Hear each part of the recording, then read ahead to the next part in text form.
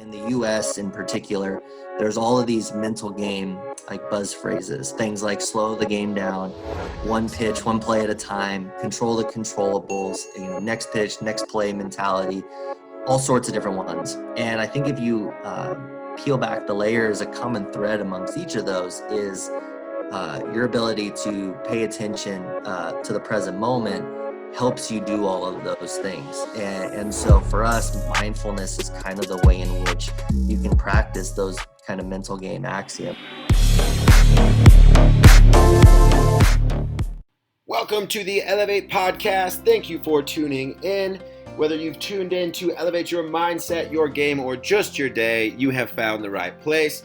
This episode, I have another amazing guest for you. He is extremely passionate about decoding human excellence and guiding others in the pursuit of personal excellence. He currently serves as the mental skills coordinator for the Arizona Diamondbacks. You can follow him on Twitter and Instagram at MVP_mindset. Welcome to the Elev8 podcast, Zach Brandon.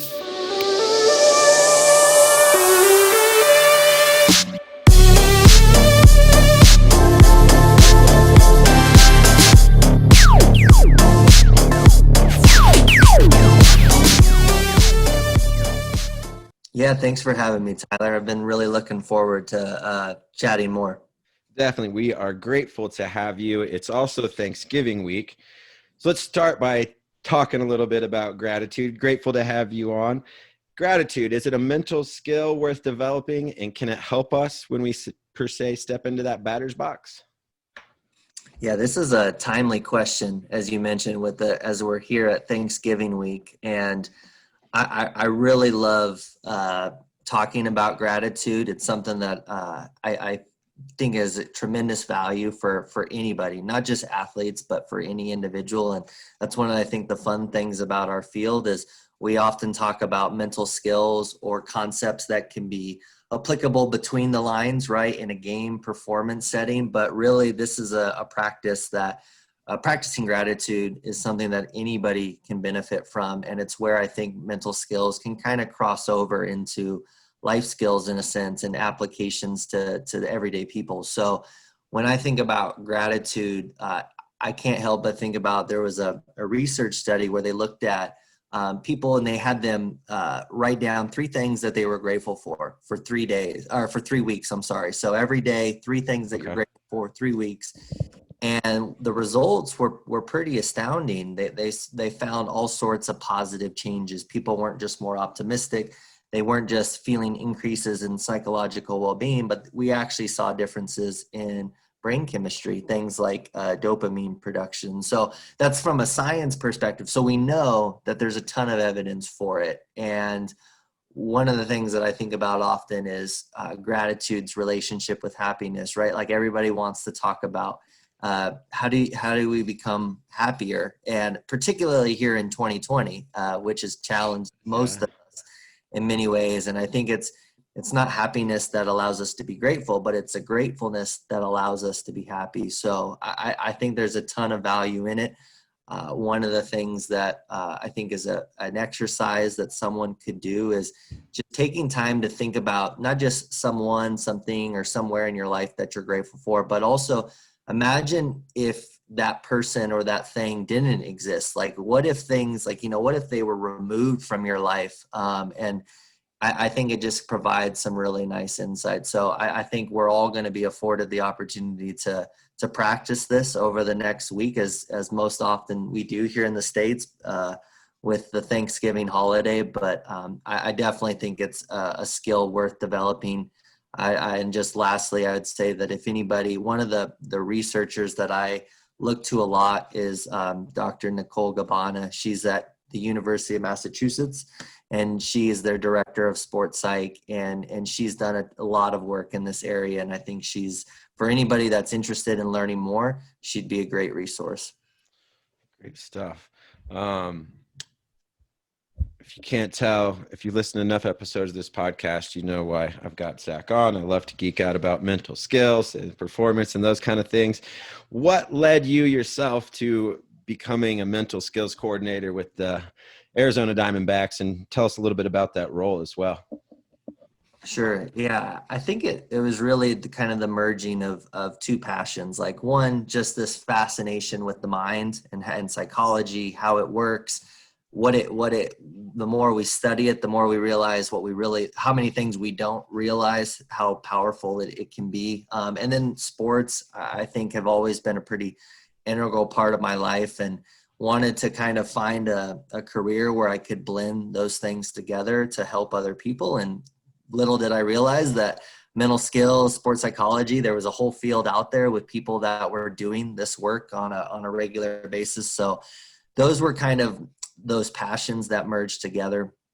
I really like that question of like, what do I enjoy about it? There's a lot of things that initially come to mind. I think one of the things that really stands out is as human beings, like we're all storytellers, right? Like that's what when you ask somebody to tell me a little bit about yourself, we immediately go to stories and we share experiences that we've had and memories that we have of those experiences. And I I think that's one of the cool things that we're afforded in this type of a role. Probably no similar than being a podcast host and get to talk to people and hear their stories. And so that's one of the things that I've really enjoyed is just kind of being a guide, part of that process for another person's story and just hearing what those stories are. And I think that's, what it makes me kind of think of. There's an entire industry in a book in books where autobiographies, where people don't just purchase those books because they want to know the 5-point strategic plan for success. Yes, there are certainly those Sure. that are interested in that, but we also read those because we want to hear what were the events or what were the experiences, insights that led that person to achieve the success along the way. Like what occurred behind the scenes, what are their stories? So I think being in a field where I get a chance to do that on a daily basis with our athletes and with performers is a lot of fun. So that one for me is what comes to mind. Awesome. Is there a person in particular that has inspired you along your career, or someone that continually does? This is a tough question because it's hard to pick one, right? Like Sure. as for those I've maybe shared this with before, I often will say, like, I don't think anybody gets to where they're at alone, that we all kind of have people that influence us along the way. And I've been pretty fortunate to have several. So it's definitely tricky to pick one. I think for me, it'd be hard not to pick a gentleman by the name of Ken Ravizza, who was a kind of a pioneer within the field of sports psych. And he was doing this before.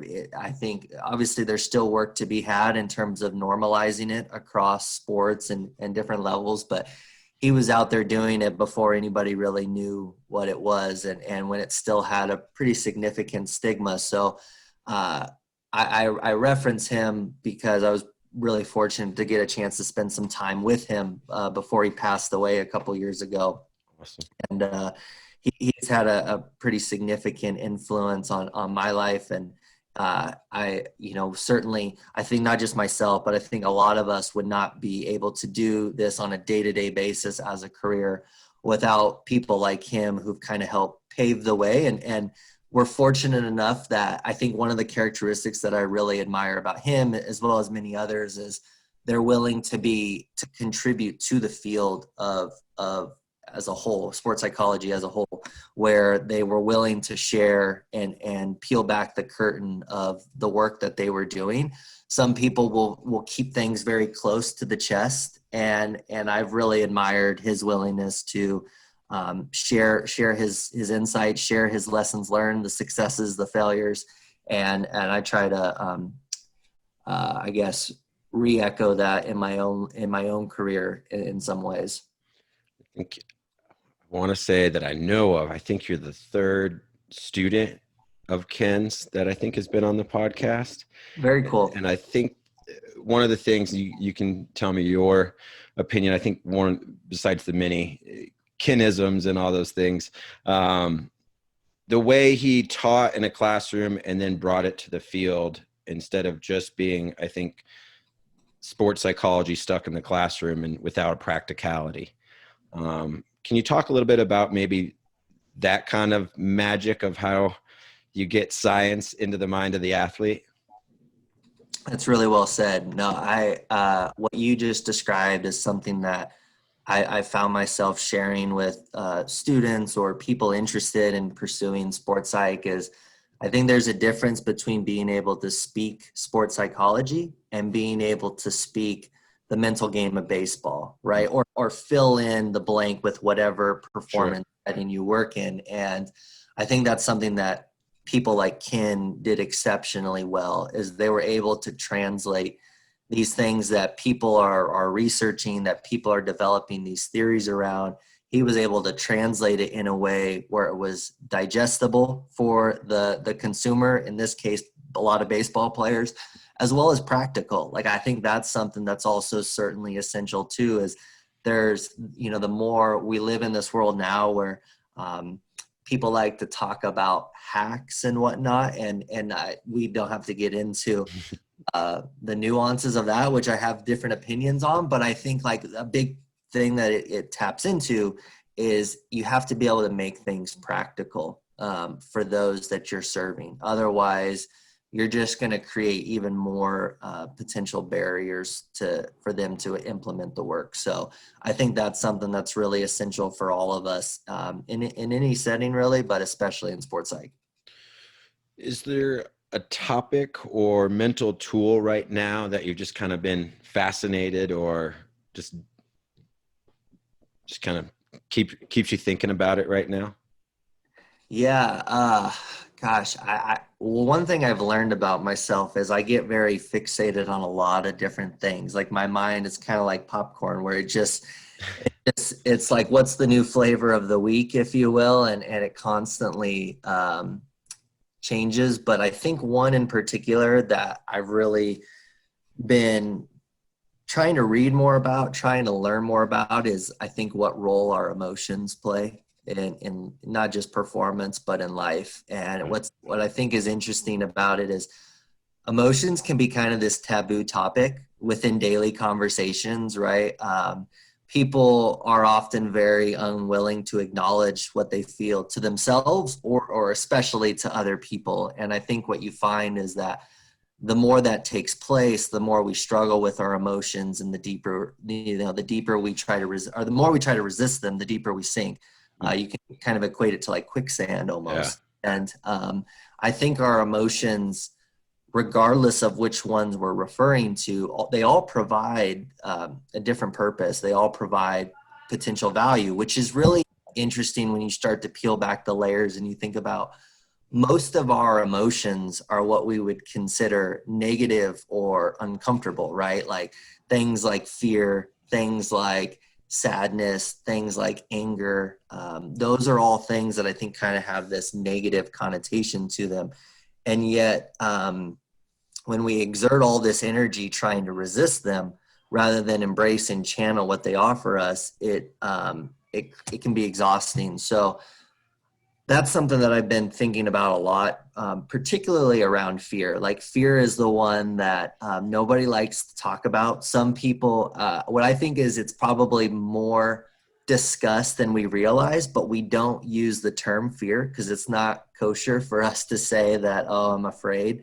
We say like, oh, I'm stressed out or I'm anxious. Like, you'll say anxiety or fear, or stress, which I think a lot of times is often just fear in disguise. And so I've been kind of on this kick lately, trying to really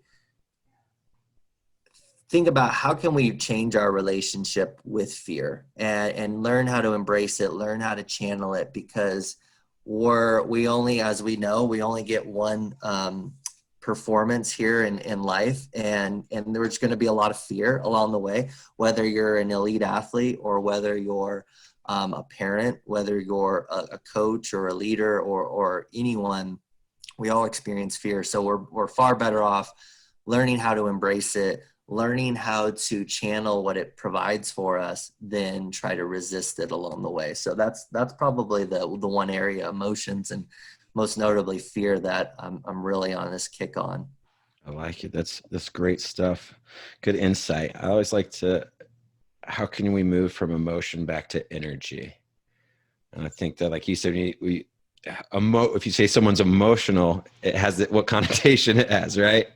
And if you say someone's energetic, what connotation it has. And that lesson that you can learn in between there is something that is difficult, but the quicker we can do it, the more we can get better at it, I guess. So Yeah.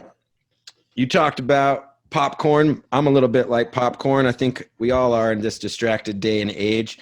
Competitive environments this year have a little less distraction with fans. It's watching pro and college sports is a little bit different. But there's a world of other different distractions going on too. Is there a tool that you like to share, or maybe that you use personally to help refocus when we get on a tangent that isn't serving us? My favorite mental skill to probably discuss and train with athletes is attention. And so I think that fits really well with this idea of how do you manage distractions. And, you know, I often think about, like, people love to talk about peak performance, right? Like being in flow, being in the zone, whatever kind of term you want to use. Like, I think if we really peel back the layers, like, those are the experiences, those thrilling experiences that we have in sport that keep us coming back, right? It kind of keeps us going despite the agony of defeat, or despite all the effort we put into sport that sometimes isn't rewarded. So when we think about peak performance, we know that it only exists in the present moment, that it's really difficult to be in flow without having your mind engaged and to the task at hand. So for me, I think about then, like, okay, well, how do we train presence? Like, how do we train that? And for us, something that we do a lot of is things like mindfulness and meditation, and trying to not just talk about them, but also help players learn how they can practice it, and also how they can live a life that's more where they're more mindful as well. So in the US in particular, there's all of these mental game, like, buzz phrases, things like slow the game down, one pitch, one play at a time, control the controllables, you know, next pitch, next play mentality, all sorts of different ones. And I think if you peel back the layers, a common thread amongst each of those is your ability to pay attention to the present moment helps you do all of those things. And so for us, mindfulness is kind of the way in which you can practice those kind of mental game axioms. So that's the one thing, and that's a way at least we like to practice it. I think in the moment too, there's ways that you can incorporate mindfulness. For example, we often will say, baseball, we're afforded a lot of time. You know, you get 15 to 20 seconds between pitches, right? And people will say that's where the mental game lives in this sport. So having an anchor, having some sort of cue or reset that you can look to, that whether it's visual, something that you can do physically, something that you can say to yourself. So those are kind of three things that we try to provide as options for guys, and then help them figure out which ones are going to be the most meaningful or helpful to them. And then once we've got that too, how do we practice it? So a quick example is one of our starting pitchers. He talks about when he visualizes. So visualization, super popular mental skill. And we know that there's a ton of evidence, ton of science behind it, why it works, why it's valuable. What a lot of people will do is they visualize themselves being successful, which is great. And it's one way you can use visualization, is see yourself getting mental reps, executing pitches, your approach at the plate, whatever it might be. For him, what he'll actually do is he visualizes himself slowing the game down, which is very different. He tries to visualize himself in situations where he knows the game speeds up, where his tempo quickens, and he tries to deliberately in his mind practice slowing things down with things like the breath, with his tempo, maybe using some sort of cue in addition to that. So I think that's one of the ways is, again, once you identify these tools that you may have at your disposal in a game, from there it's like, okay, well, what can I do to get better at it? For me, I think mindfulness, visualization, those are just a couple of the ways that we can train those.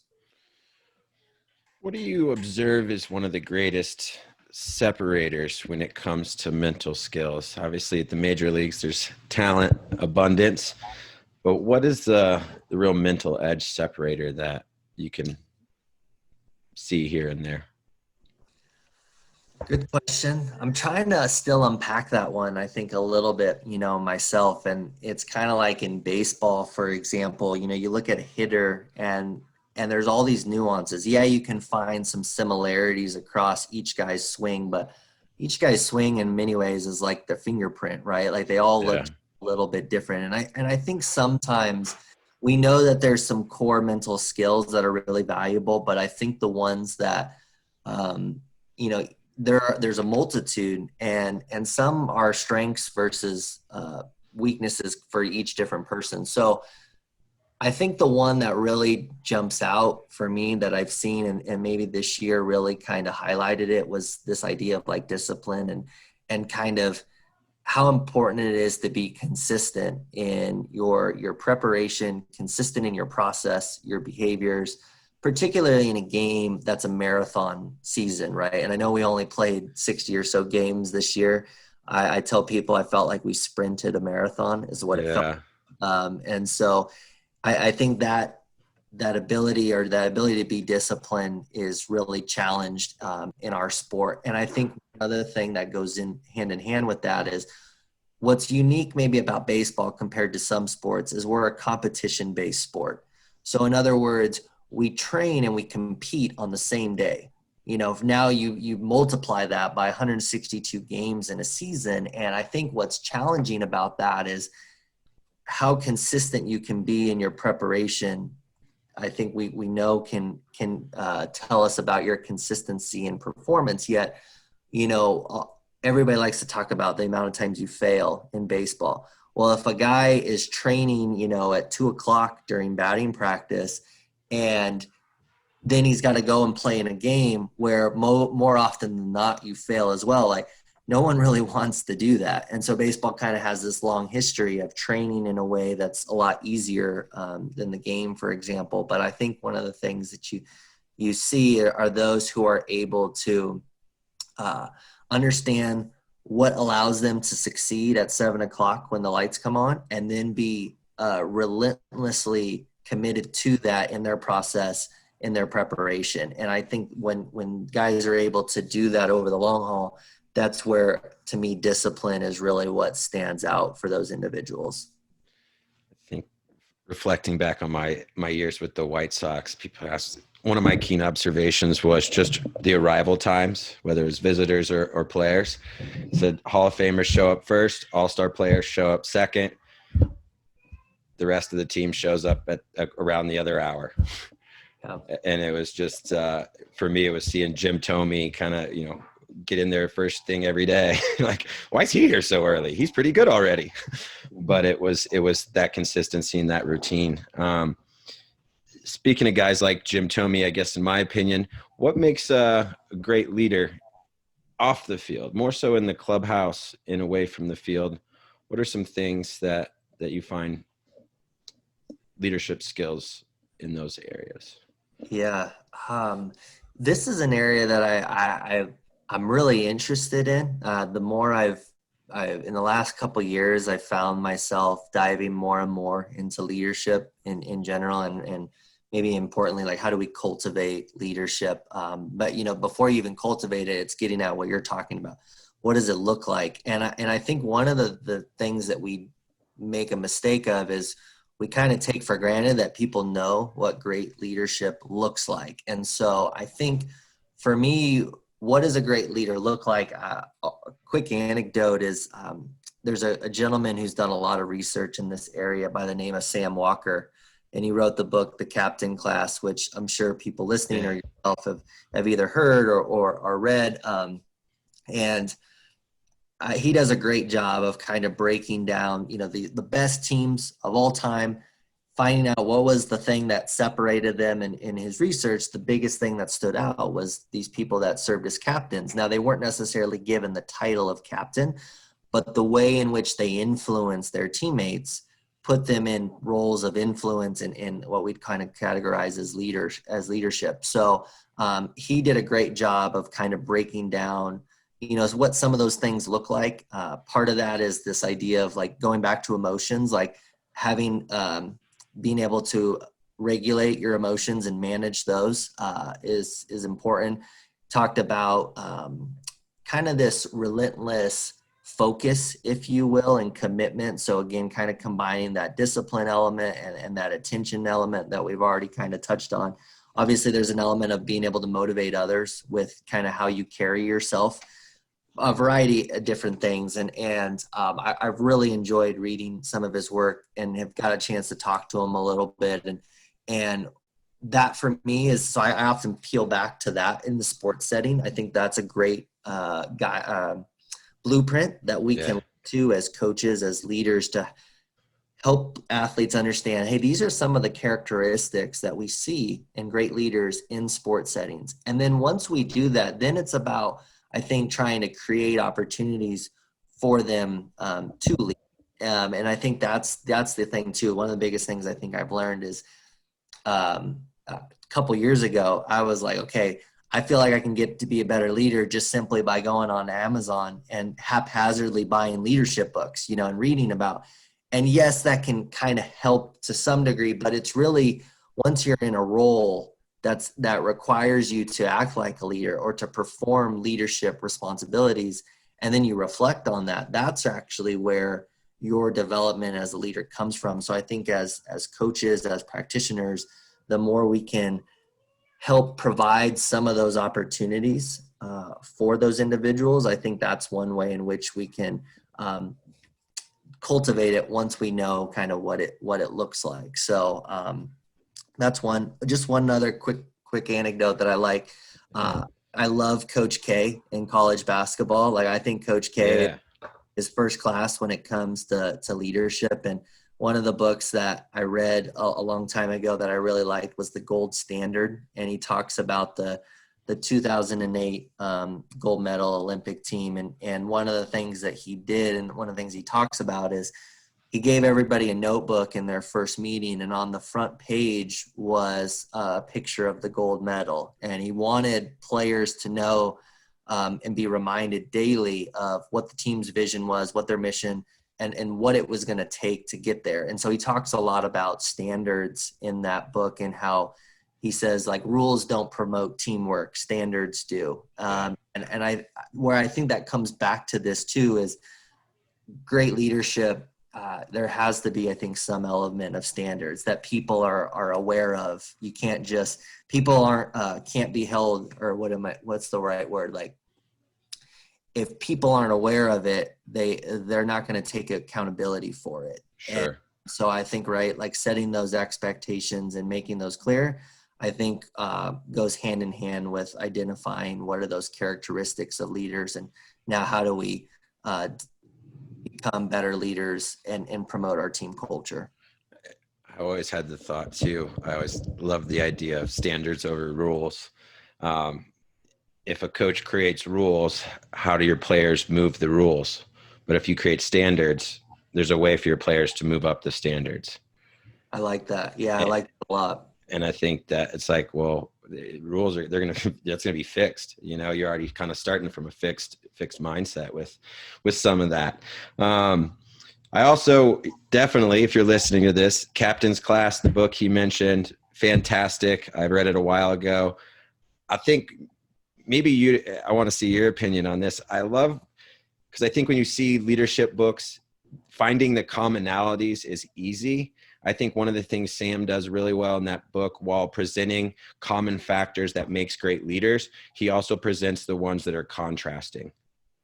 And I think that as coaches and stuff, sometimes it made me think of, like, see leadership in people that I might not have seen leadership in before, by just seeing some of the way he waxes poetically about some great athletes and leaders. So, success, my favorite question, one of the ones we like to end with. How do you define success, Zach? Great This is a good question. Actually, not too many people ask this, so appreciate you one asking and challenging me here a little bit. So for me, I think it's living out my values. So people that have maybe heard me go on a soapbox about it before, I don't reference goals too often. At least for me personally, they I've struggled to resonate with goals in many ways. I feel for some they kind of become like check boxes, and then as a result too, this year is a prime example. There's a lot of athletes that had goals coming into 2020, and then seasons were upended, and there's a lot of things outside of their control that influence that. Whereas values to me provide us this opportunity to experience success regardless of where we're at on a given day. So, just to kind of reference a few, like some of mine are, one, it's connection. Like I love connecting with people like yourself, people that are passionate about human performance, passionate about helping people become the best versions of themselves or whatever it might be. And so when I think about that in a given moment, I can make a choice that is aligned with that value. So for example, if somebody reaches out, I can follow through and connect with that person and engage in a conversation. Or if I value connection with somebody that I haven't talked to in a long time, I can, pull up the phone and text people. And as I say this is an area that I have a lot of room for growth in. I'm not by any means perfect in this. I'm probably one of the worst text responders in history, but it is something that I really do enjoy is connecting with people. Growth is one of my values. So every day, asking myself, what did I learn today? How did I get better as a practitioner, as a person? So whether it's reading, maybe it's through a conversation with somebody, or taking some time to reflect on experiences that I've had, whatever it might be.